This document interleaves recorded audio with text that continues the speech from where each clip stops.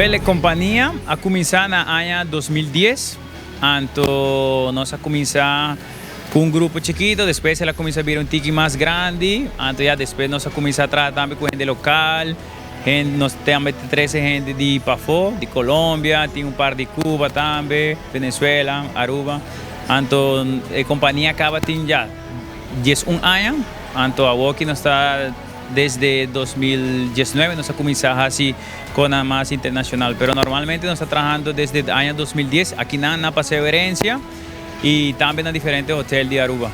Com a companhia de International Artist Agency, então nós temos um contrato para 3 anos com nós, então provavelmente nós vamos 2 anos passar para um festival internacional na China. Então, a Woki nos volve a oportunidade para tour e festival internacional. Well, a diferença é que viaja aqui, pelo menos vai ter um tour 2 lunas na Hungria.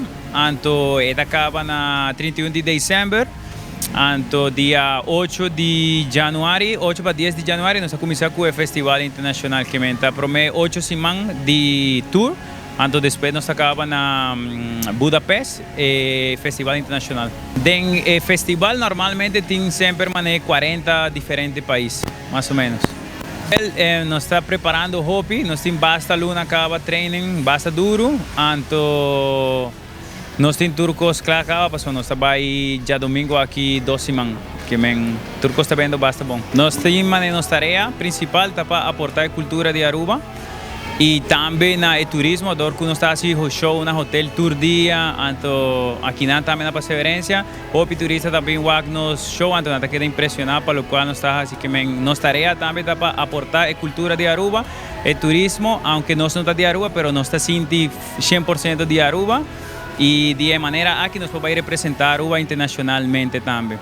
Seguro que se você vai ir para nos Facebook page de RCC Aruba, então você pode ter essa tour informação de maneira update de como o tour está indo, para nós vai post diferente coisas, então também de festival e competência turcos.